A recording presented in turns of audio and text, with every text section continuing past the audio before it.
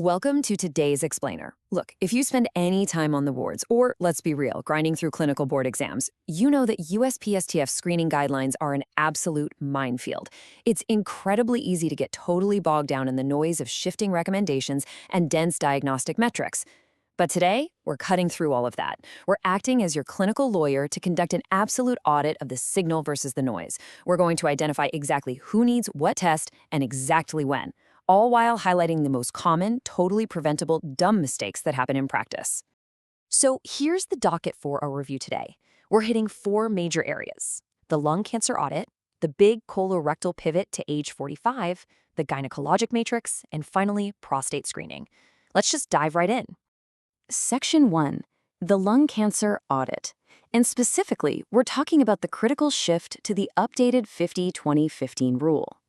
Listen, lung cancer is still the leading cause of cancer death in the US, no way around it. But here's the thing, a standard chest x-ray, that is just clinical noise when we're talking about screening. It literally does not reduce mortality. The actual signal here, the thing that really moves the needle, is the annual low-dose CT scan. It's the only modality proven to slash lung cancer mortality by about 20% in our high-risk cohorts. Now, you might still see older resources or legacy charts citing the old 55 to 80 age range and the 30-pack year history, but honestly, scratch that. To trigger that low-dose CT signal today, your patient must hit 3 precise tipping points under the updated 50-20-15 rule. First, age 50 to 80. Second, a 20-pack year smoking history. And third, they have to be a current smoker or have a quit window of less than 15 years. You know what the most massive, real-world dumb mistake is here? Failing to update the pack year history during an annual wellness visit. Think about it. A 15-pack year smoker last year might cross that 20-pack year threshold this year. Boom! That instantly triggers a start of screening, and you do not want to miss it. Okay, so we know exactly when to start the screening. But as your clinical lawyer, I've got to ask you to audit the exact opposite scenario. When do we actually stop? Because in the real world, and absolutely on your clinical exams, knowing when to pull the plug on an intervention is just as critical as starting it. It's all about avoiding quaternary harm, protecting patients from the downstream damage of unnecessary medical care. You've got to discontinue the screening the moment the patient crosses that 15-year smoke-free mark, or when they hit age 81. Or, and this is a big one, you stop if the patient develops a health problem that substantially limits their life expectancy, or their ability or willingness to even undergo curative lung surgery. If they aren't a surgical candidate, the screening is just noise. Moving on to Section 2, colorectal cancer and the 45-year-old pivot. For the longest time, the magic baseline number drilled into every single clinician's head was 50. But the data evolved on us. The diagnostic dividing line has officially shifted, making age 45 the new grade A and B baseline to initiate routine screening.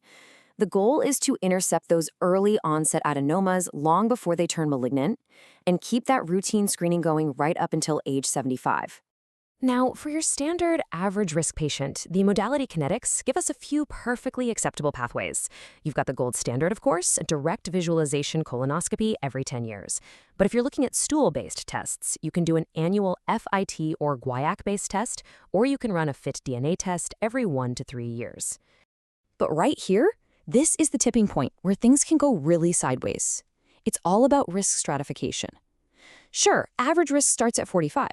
But if you have a patient with a high-risk family history, specifically 1 first-degree relative diagnosed with colorectal cancer or an advanced adenoma before age 60, or 2 first-degree relatives at any age, that starting line instantly drops. You start them at age 40, or 10 years before the earliest diagnosis in the family, whichever one comes first. And please, do not make this super common, completely avoidable mistake, using a FIT DNA or a CT colonography for these high-risk patients. For high-risk individuals, those alternative tests are just static. They're invalid. For this group, a colonoscopy every 5 years is the primary and honestly the only recommended modality. You never, ever apply average-risk modalities to a high-risk patient. All right, Section 3, the gynecologic matrix, where it's entirely about age versus frequency. In gynecologic oncology, the structural pathway is almost entirely dictated by the patient's age. It's built this way to prevent anxiety and unnecessary harm. So, from ages 21 to 29, you are strictly using a pap smear every 3 years. That's it. But right at age 30, the protocol shifts because of HPV viral load factors. For women aged 30 to 65, you get 3 choices. You can do a PAP alone every 3 years, HPV testing alone every 5 years, or co-testing, meaning both together every 5 years. And here is a massive executional pearl for the wards. Never ever test for HPV in women under 30. Why? Well, transient HPV positivity is incredibly common in young women. Their immune systems usually just clear it out naturally. If you test them for HPV, you're just creating false alarms, which leads to unnecessary invasive procedures that do absolutely nothing to improve clinical outcomes. Just stick to the pap smear every 3 years for the under 30 crowd. Furthermore, you have to know when to stop. It is a straight-up clinical error to keep running pap smears past age 65 if the patient isn't high risk and has a history of adequate prior screening. And adequate prior screening is strictly defined here. We're talking 3 consecutive normal PAPs or 2 consecutive negative co-tests within the last 10 years, with the most recent test being within the last 5 years. And while we're on the subject of women's health, we absolutely need to highlight a huge recent shift in mammography. The 2024 USPSTF update officially moved the baseline up. Now, annual or biannual screening mammography is universally recommended starting at age 40, not 50, but 40, and that continues right through age 74. Which brings us to Section 4, prostate cancer and the absolute necessity of shared decision-making. Look, prostate screening is arguably the most controversial matrix on our entire docket today.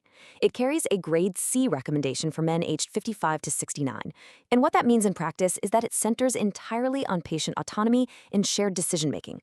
Oh, and keep in mind, routine screening is generally totally off the table once a patient hits age 70.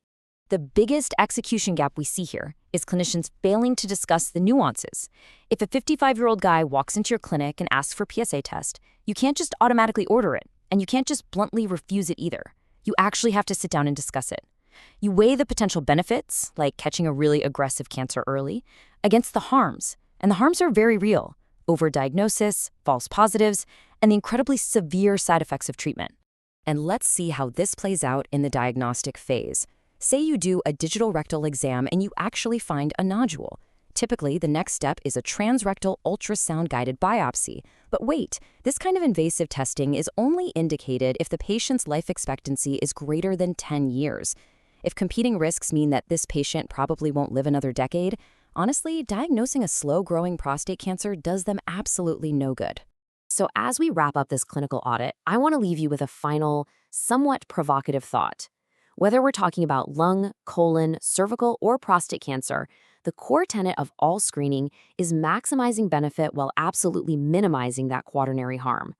So when you're out there navigating these matrices tomorrow, look at the patient in front of you. Given their specific age, their risk factors, and their real-world life expectancy, is your patient actually going to benefit from the screen, or are we just treating the chart? Thanks for joining me today, and keep questioning the signal.